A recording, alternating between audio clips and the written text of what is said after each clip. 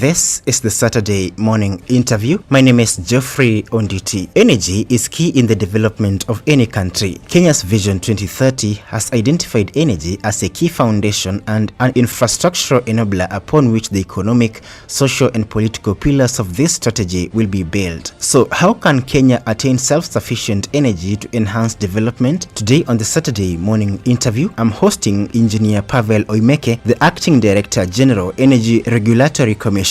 So, what do you think? Can Kenya become an energy self-sufficient country? Share your comments on our KBC English Service Facebook fan page. Welcome to the studio, Engineer Pavel Oimeke. Thank you very much, Onditi. And congratulations for your appointment as Acting Director General, ERC. Thank you very much, and Yes, I'm honored to be in your station this morning. Today we want to focus on energy in Kenya and how as a nation we can satisfy ourselves in terms of energy, whether renewable energy or any other energy. Engineer Pavel, when we talk about energy in Kenya in terms of the country satisfying itself, where are we? Thank you very much. Energy supply is very, very important. When you look at the Vision 2030, it has identified energy as one of the key enablers of the pillars of Vision 2030. That means that without energy, sufficient and affordable energy supply in the country, we cannot realize the identified pillars of Vision 2030. As a country, we have currently the installed capacity is about 2,300 megawatts of power that is currently installed. That capacity is coming from various sources. We have renewable energy sources supplying that. We have also other sources that give us the energy. But the bottom line is that our supply as a country is mostly what we call clean energy supply sources. Generally, as a country, do we have sufficient energy supply, as you mentioned? Basically, we have enough because when we look at what we call the peak demand means what's the maximum amount of energy that we require to run our factories, to run our lighting, to run domestic users, to do all that needs that currently depends on electric power. This stands at 1,600 or so megawatts. So if you look at that range, 1,600 versus 2,300, it means that we actually have more than enough power to power our country. And when you talk about having enough power to power our country, as you mentioned, why do we have energy challenges then? There are a number of factors that are limiting our consumption. We have what we call depressed demand. Depressed demand comes as a result of a lack of infrastructure to avail this power to the consumers. For instance, we have situations whereby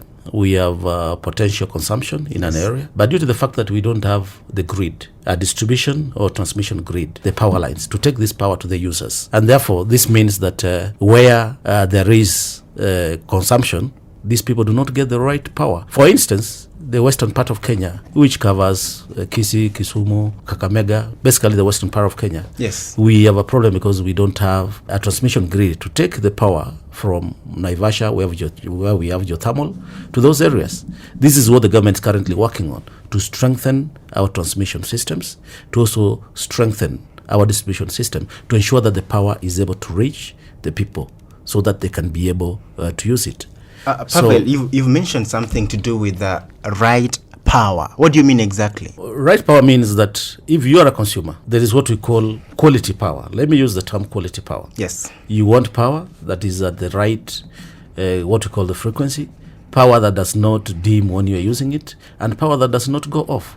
At times, power, whenever you are using it, for instance, if the supply is less than the demand, you are sort of needing more from the system than what is actually available. What happens is that you will have a blackout, simply because the pipe, or rather the grid that is bringing in the power, is not having enough capacity to take more.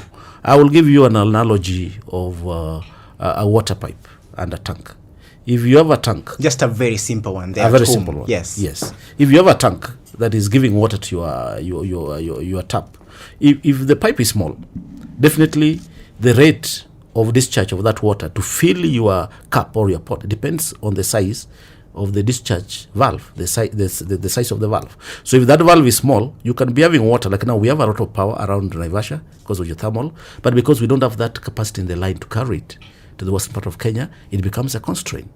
So that has resulted in power instability in the western part of Kenya, and this is really because of that infrastructure that is lacking.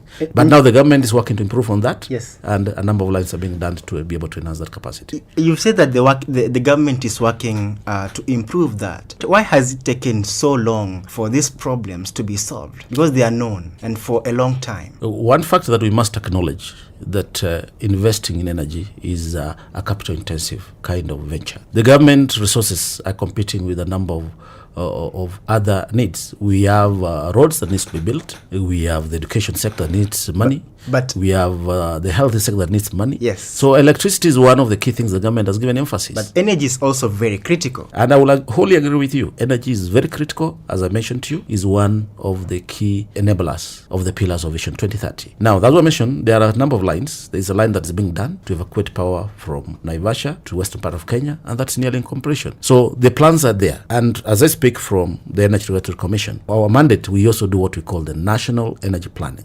We have our plans, our strategic plans for the country, where we look at both the infrastructure. Do we have sufficient infrastructure? Do we have sufficient generation? Do we have sufficient consumption? Because at the end of the day, when you do planning, you have to look at all those factors.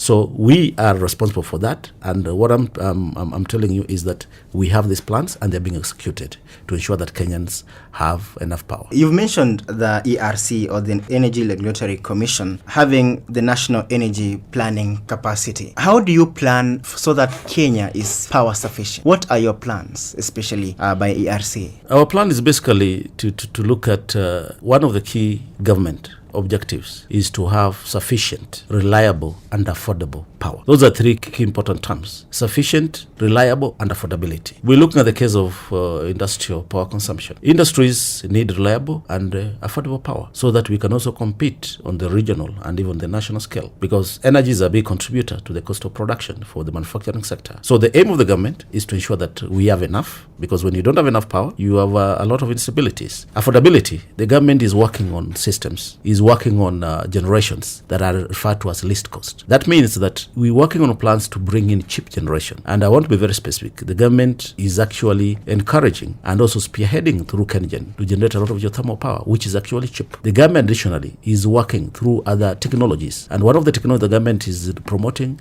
is power production from coal. We know all over the world, if we read how countries developed, how the US has developed, how the UK developed, even Russia, they developed by use of coal power. Why did they use coal power? Because coal power is cheap. So what we're saying as a commission, and also supporting the government, is that we need a mix, an energy mix that covers both generation that are low cost, at the same time generation that also conserves the environment. So we want to pursue as a country. That's why there is the call that is coming up in Lamu to ensure that it can bring in large quantities of power, which is close to 1,000 megawatt. That will have the net effect of reducing the overall consumer tariffs, the overall cost of energy to the consumers. So these are the measures that you're working on as a government. Additionally, I want to quickly mention that is what we call the last mile connection. Yes.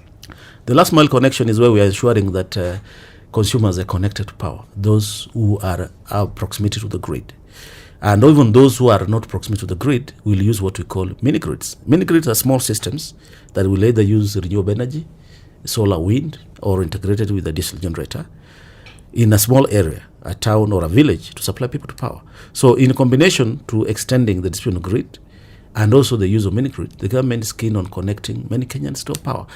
The vision of the government is that we have what we call universal energy access by the year 2020, whereby we have everybody at least connected to a form of energy, a form of electricity, that even if we are off grid, we have small grid systems. That is the vision of the government. Yes. Do you think that is an achievable dream? I can tell you, as we're speaking now, yes, the government has made tremendous steps. Since 2013 to date, we have seen Kenya Power add almost double the number of connections. Can you imagine since 1963, when Kenya attained independence, to 2013, we had about close to 2 million connections. Now this number has almost been doubled. Now we're talking about 50% connectivity. And mostly of this has been attained within a period of about 4 years, which has been enabled through efforts of the government and enabling through the last mile connection. Yes. So you can see that tremendous. So if we are about 50% connectivity, it means that we are targeting 2020. It is about 3 years to go.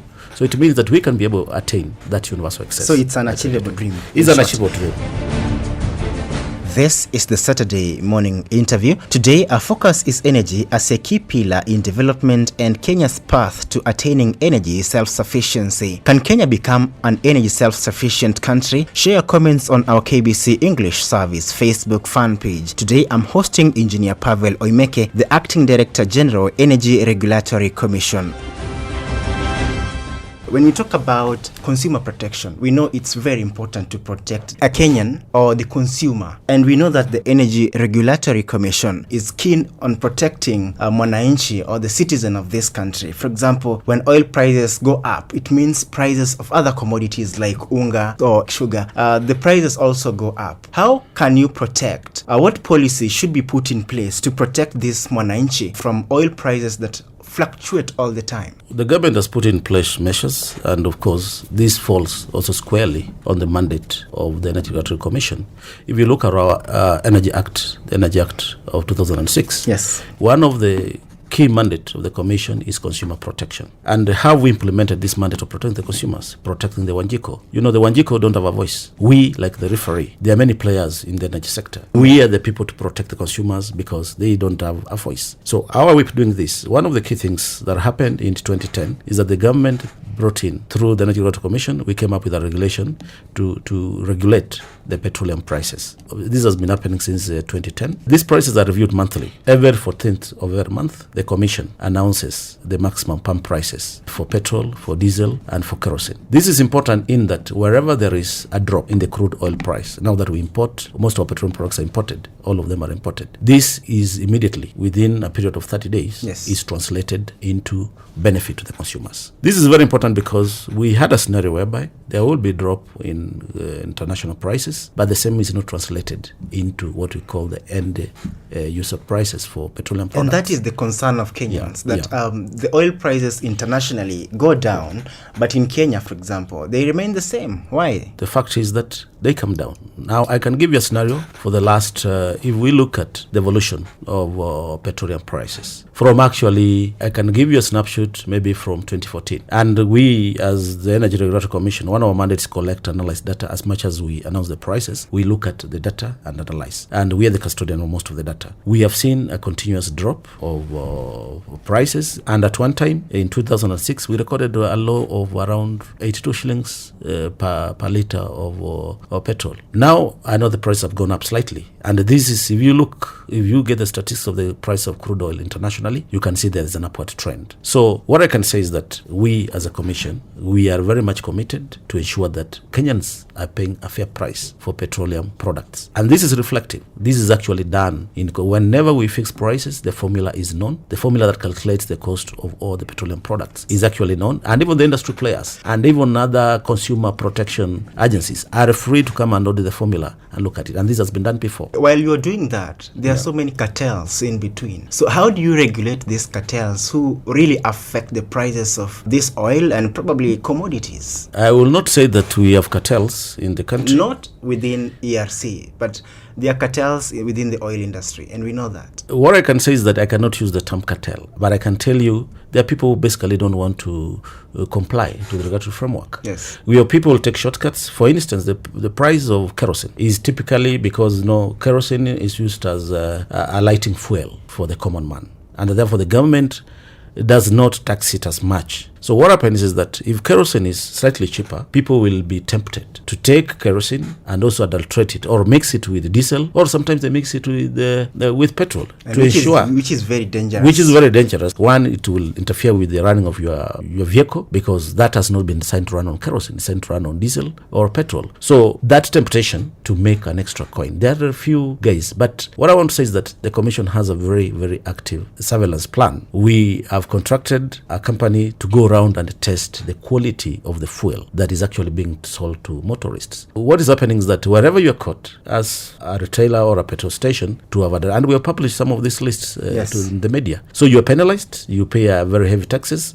we suspend your license, And at the end of the day, you find people losing. So we have very small cases. The latest statistics that is happening is that we have almost 99% compliance in terms of who will want to take shortcuts to get more money, either by using kerosene to make more profit, or alternative, diverting fuel for export. Because we have what we call fuel marking. Fuel marking is where we put a chemical marker. And when the contractor goes around to check, this marker will be identified whether this is an export product, which again doesn't have the local taxes, or this is kerosene, which is being found in petrol. So we have taken measures as a commission, and one of the key measures I want to mention is that now the owners, the oil marketing companies, have been empowered with a test kit. The commission last year launched what we call a petroleum test kit. This test kit is meant to help the owner of a petrol station test any consignment to see whether the driver was bringing the fuel did anything along the way. So this has actually helped in curbing the number of incidences where we have fuel is being adulterated. So these measures actually are geared towards protecting the consumer, to ensure that you do not use what we call substandard fuel. Yes, when you talk about oil, because for many years we've been importing oil and we continue importing oil from outside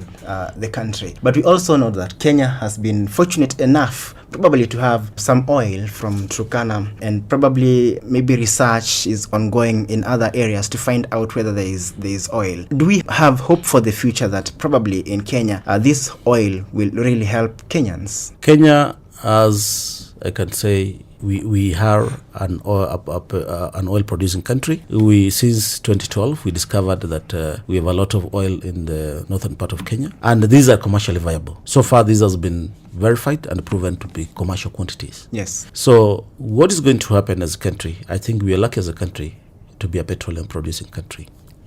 This is going to be a major. We have been depending, foreign exchange earners, but we have been depending on agriculture mostly.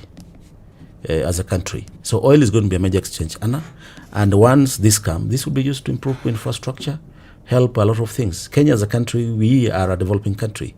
There are a number of areas that we need resources to be able to do. Yes. So what I can tell you that this oil, definitely, once we begin commercial production, is going to change the country in a big way. And currently the government is working on a plan, what we call the earlier oil scheme. Earlier oil means that before we build the pipeline, can we be able to sell this oil so that the benefit can start coming to the people? So the government is fast tracking a plan to have the oil transported by trucks up to the nearest railway line. Then that is put on tanks, and it goes for export. So this is an advanced plan, and the Ministry of Energy is actually working on this. So we can see before, actually this is planned by June. So by June, probably Kenya will be benefiting from revenue, foreign...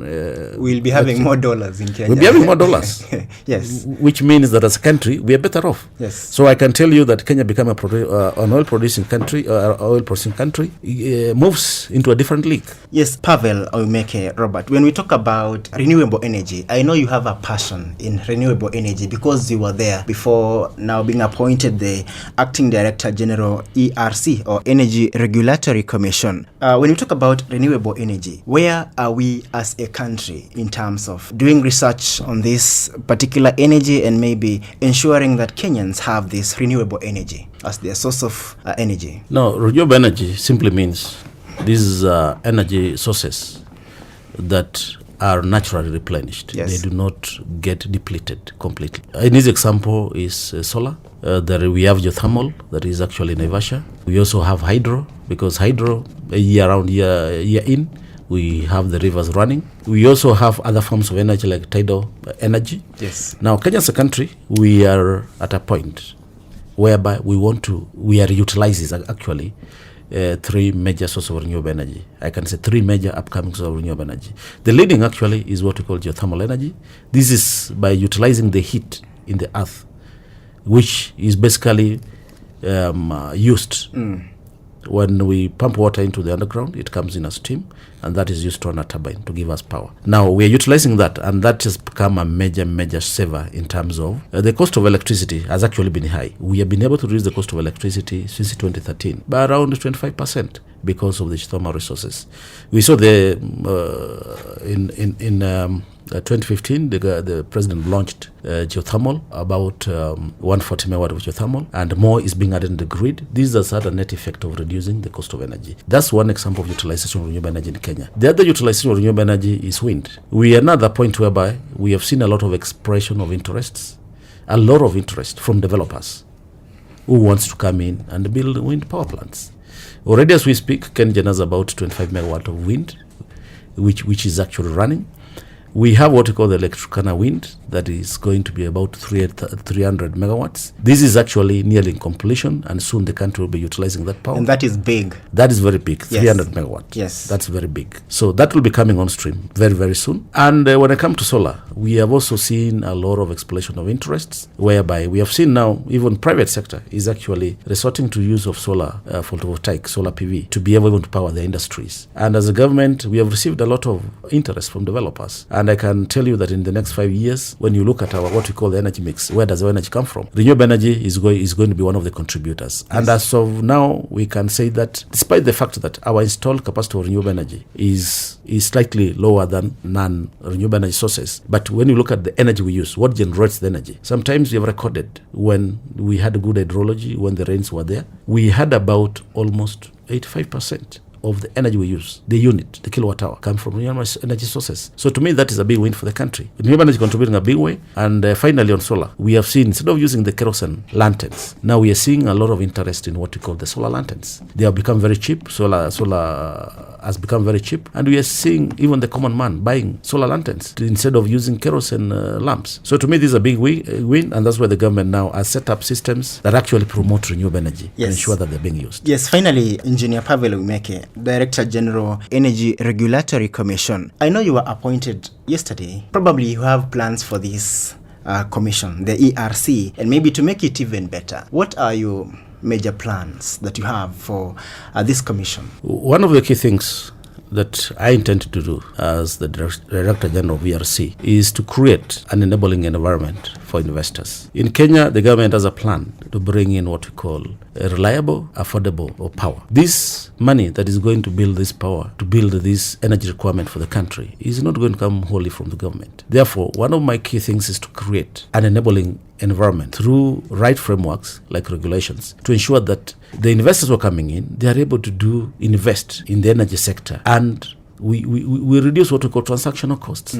We have had instances where some areas where investors have gone all the way, then finally they are told, no, you cannot proceed with this, because they didn't know that there was a requirement that they needed to get before they went there. So that's one of the areas I want to tackle. And the other key area which I want to tackle, and of course, in last one with the Ministry of Energy and Petroleum, is the aspect that we need to reduce the cost of energy. We need to attract industrial and manufacturing sectors, players to come to Kenya. And the only way we can do that as a country is having affordable power. Yes. Power that can compete with the likes of South Africa, with the likes of Egypt. And I think it's very possible by really bringing in cheap generation. I mentioned earlier that we need to bring in the coal power plant. That will have a net effect of reducing the cost of energy. We need to bring in more cheaper generation. That will have a net effect. So as the Commission, we have a mandate of ensuring energy planning. We are going to ensure that we do proper planning that will encourage investors to come and ensure at the end of a few years, we have what we call cheap and affordable energy for Kenyans. That's what we need. Cheap and affordable energy for Kenyans. Yes. That is, we want it to be cheap. We want to be very affordable. Yeah, so that we can attract. And instead of you going to invest in Uganda, you come and set up your factory in Kenya. Instead of going to Tanzania, you come to Kenya. Instead of going to Egypt, we attract the Egypt investors to come. Instead of going to South Africa, Kenya becomes the preferred destination. The preferred destination. Yes. Thank you very much, Engineer Robert Pavel